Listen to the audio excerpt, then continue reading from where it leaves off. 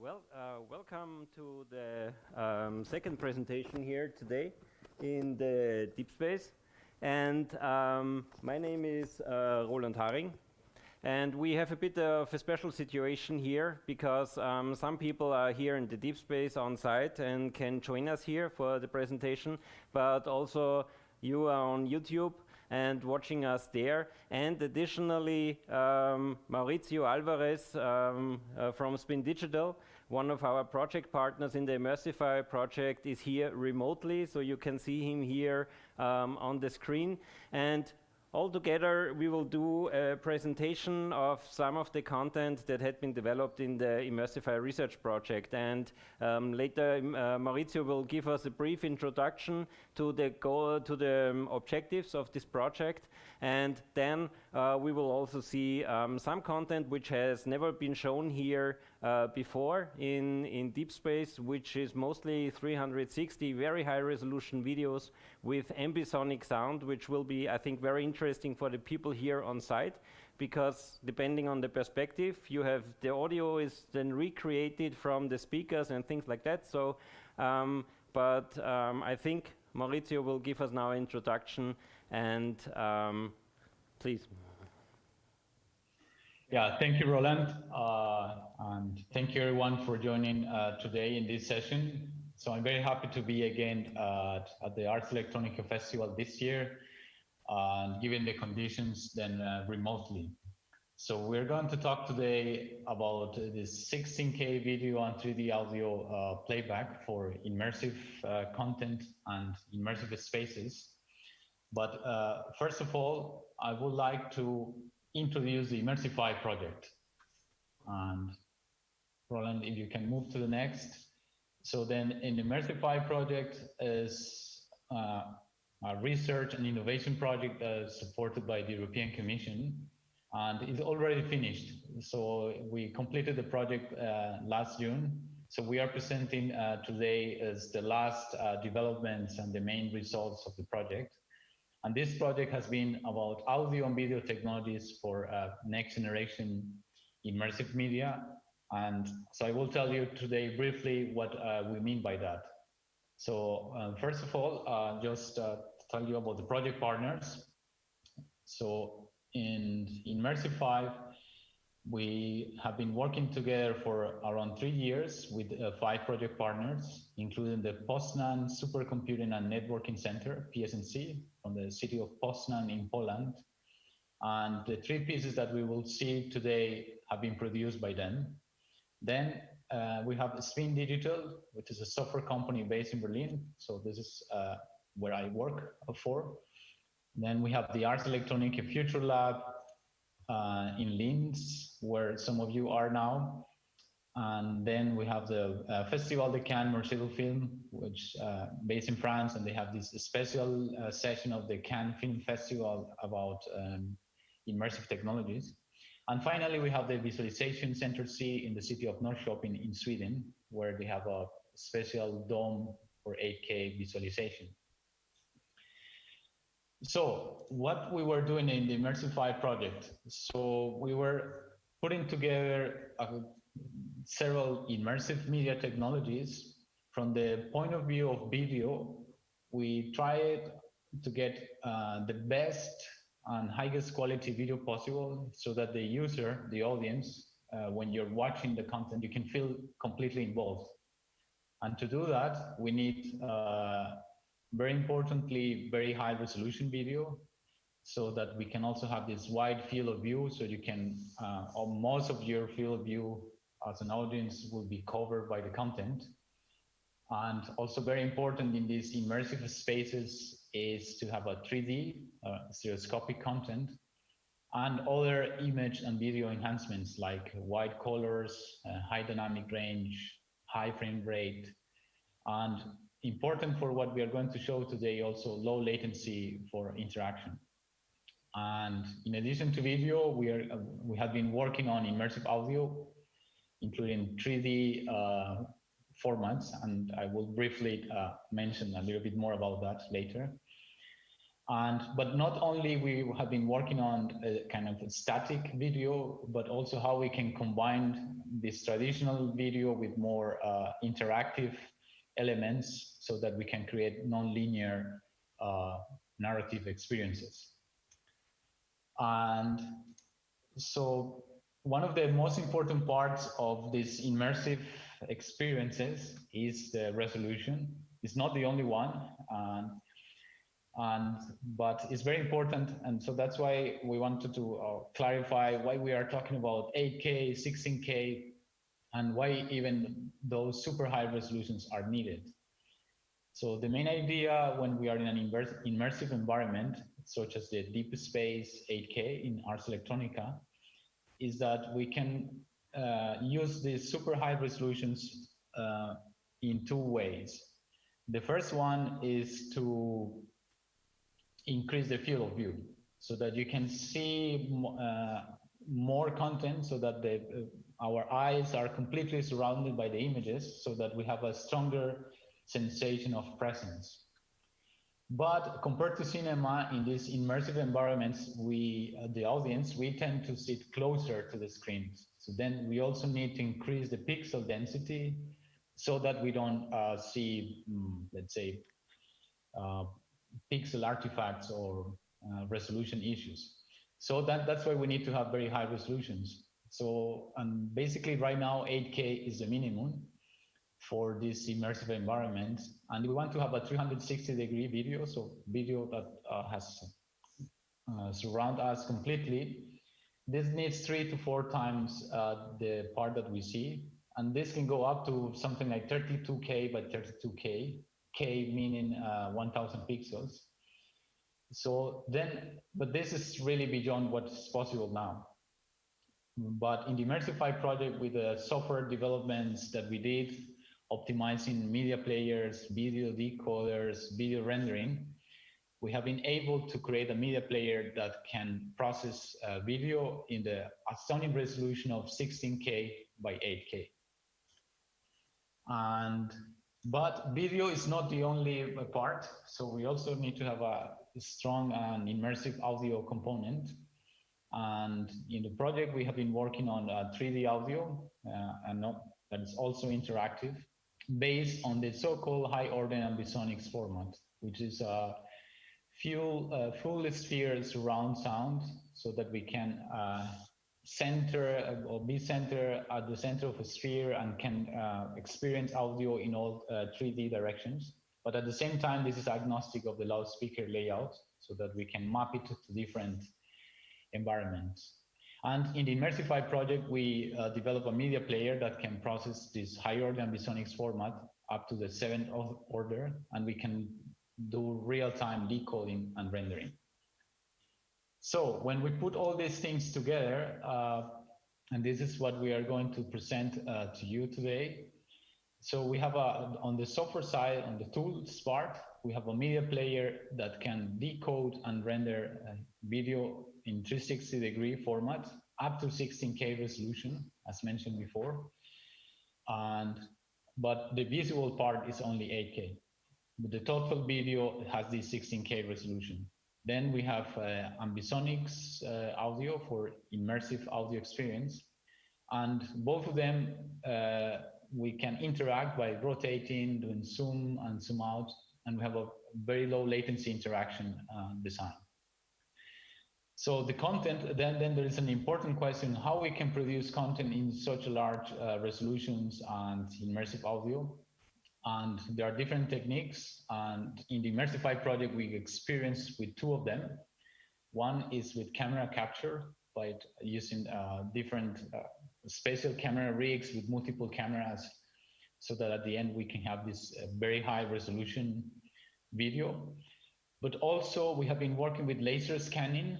So we scan a building or a complete object, and those scannings can be represented as point clouds. And those 3D models on point clouds can be rendered as a video in very large resolution. And then we can take this content with this new media player and present it on immersive space. So we have done couple of demonstrations, but today we will present it at the Deep Space 8K. So the people on site will have the very nice opportunity of watching this super high resolution content. The total 360 is 16K, and the visible part will be the 8K. So overall for today, we'll move to the next.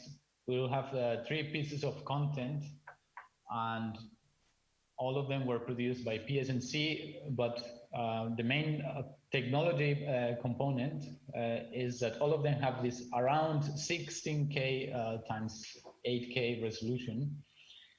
And they have been, on the audio side, they have this ambisonics format up to the up to 5th order. So yeah, this then completes the 3 main elements that we have been working on Immersify, which is the tools, this media player, encoders, audio processing, this content, and how to present this content in these immersive environments. So yeah, that's all I wanted to say about the Immersify project, and I hope that you enjoy the content, and thank you very much for being with us. Thank you, Maurizio, for this introduction, and we will now jump right into the content presentation and demonstration, and this will be done by our colleague Melinda, and she will actually control the camera with a gamepad and also give us some background information when needed to the pieces. For inviting me to present the videos, and also thank you very much, Maurizio, for the interesting presentation. Hello, everybody. This is Melinda. I am actually controlling the video, and the most relevant thing about this video is actually the sound, or one of the most relevant aspects of the video is the sound. So I will turn up the volume in just a moment, okay? Ich werde gleich den Ton ein bisschen hochregeln, damit ihr das besser hören könnt, ja? And a little bit later, I will actually give the controller to one of you guys, so you can actually play around with the videos yourselves. But let me just quickly demonstrate this really cool effect. I will now, as mentioned before, turn up the volume, so you can hear this really cool, this very, very neat effect. If I move closer to one of the instruments or to one of the musicians, then you should be able to hear the instrument more prominently. Sollte, I will just quickly explain in German as well, because we have some German speaking. We will have some German speakers in the room, right? I suppose. So that's also necessary. Okay then, so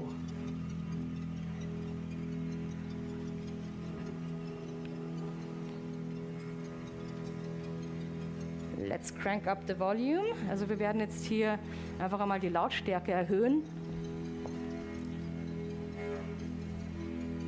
Und dann könnt ihr diesen Effekt alle wirklich wunderbar hören. Und zwar, dass die Musiker, die ich jetzt hier anziele, wirklich schön laut zu hören sind. Probably also how this is done, because what you probably know is like 5.1 or these Dolby sound systems, but for them you always have a fixed mapping. So like this is like you have a front speaker, a rear speaker, and they always send the same signal when you watch a movie. But with these ambisonic audio formats, this actual, how the sound is distributed on the content is being calculated during presentation in real time. And what you do actually in the beginning is that you configure the system, that you precisely say where are my speakers in the room.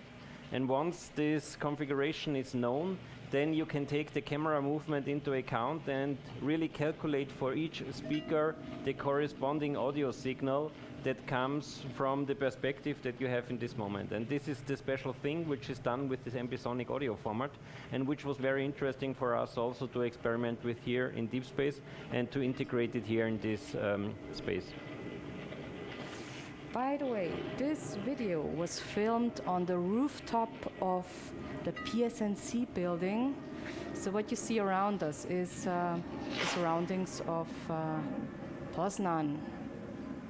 And just for the sake of clarity, this is from Jan Skorpura. It's a contemporary music piece with the title "The Noise and the Structure." Yeah, so we have another video of this type, and I will not actually comment too much on the next video, simply because I think it's much more interesting for you guys to control it yourselves. So I will disinfect my controller, my gamepad, and I will hand it to one of you guys, okay? But just so you know, the band that will play now is called Krambabula. It's a Polish band, a folk rock band, okay? And I will now disinfect my gamepad. And then you can try it out yourselves.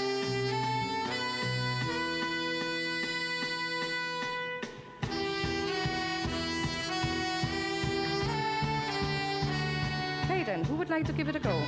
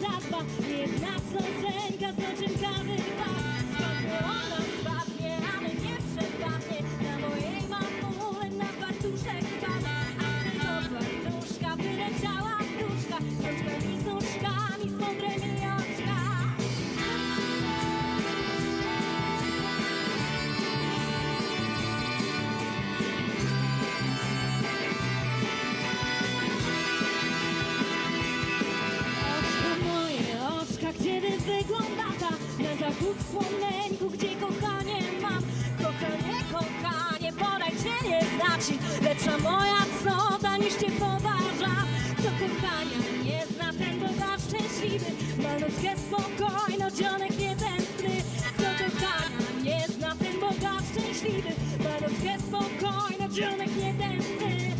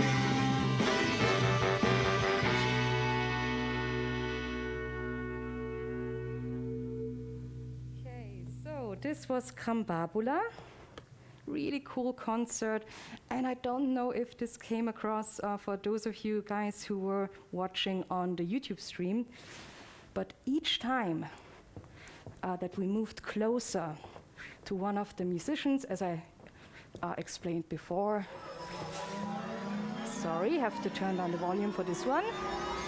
So each time we turned down the volume. Could we please pause just for a second? Very good. Okay, thank you very much. Each time we moved closer to a musician, you could hear them play much louder in the deep space. Again, not sure if this came across through the live stream, but it's a really cool effect. Okay, so this is something quite special. It's an atomic shelter, basically, a fallout shelter from the communist era in Poznan. And now I think we can start with the video. And this will give us a little round trip of this special shelter. It was built in the late 50s and the early 60s, by the way, but it was kept a secret for a very, very long time indeed. It was only declassified in the year 2000, and the first members of the public could visit the shelter in 2012. There was a really cool event in 2012, by the way. It was on a very special day. Does anybody know what should have happened on the 21st of December 2012? 21st of December 2012. Do you have an idea? Let's please pause here again, just for a second.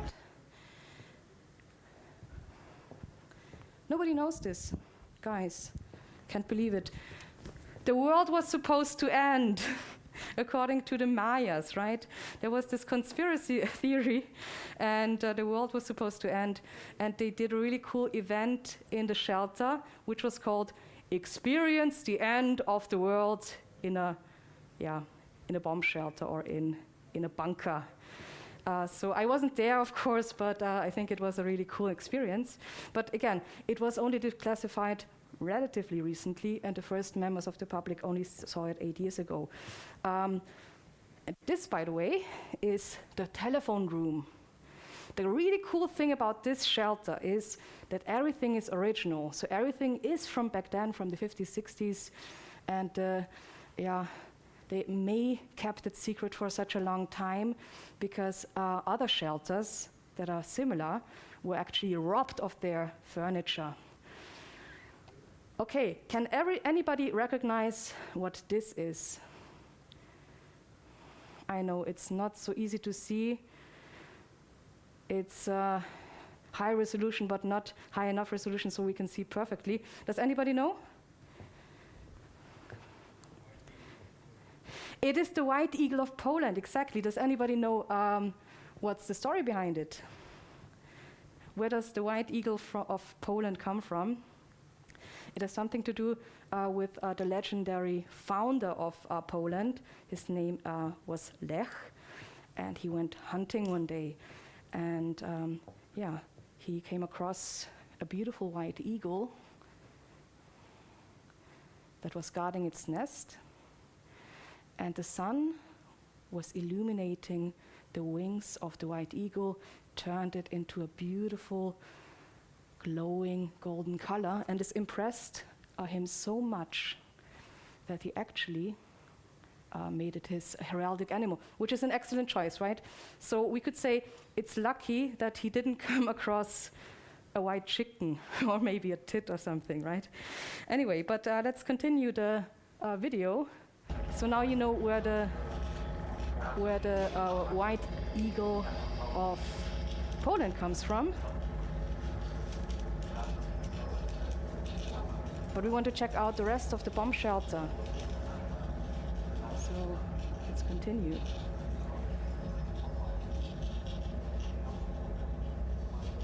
This was some kind of control room, by the way.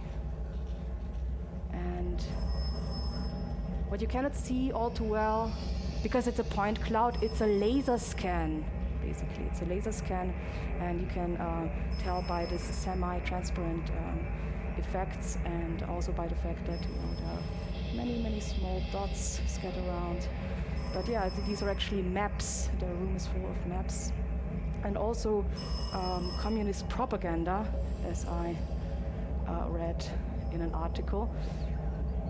So everything is original. That's one of the most special things about this place. Here we see some more privately furnished areas, or at least we saw them just a moment ago. But all in all, it was quite frugal. It also didn't have a kitchen, by the way. It didn't have a kitchen or a storage room for food. So if they wanted to eat in the bomb shelter after an atomic fallout, I suppose they had to, you know, order some home delivery, maybe some Chinese food or a pizza, or go home for dinner. But yeah, here you can see the complete model. It's about 500 square meters total usable space, and the cool thing about these laser scans is that you can create a really good overview of things. Yes, and I would also like to take this opportunity to come back to a question from the YouTube live stream. Because the question was that the ambisonic audio format itself was invented sometime in the 1970s. So basically, what is then the innovation to show it today? So the innovation here is that the format itself, the theoretical foundation is well known. But what was always the challenge is to integrate it into VR environments and to make it available basically for real media production pipelines. And this is what we had been working here on in this project. You know, for example, this headset like Oculus Vive and things like that, they also work with ambisonic audio, but they use it just for the speakers that you have on your ears, and it's basically made for a single person. And what we did also in this project here is to take these technologies and integrate it in these large-scale environments like we have here with the deep space, but also with a 360 video wall in PSNC or with the dome projection and things like that. So really to make these technologies available, integrate them, but also consider then the content production pipelines and how to basically merge this also then with this high resolution video playback capabilities. And this was also then the goal with this content productions here, to test basically the approaches and bring this together in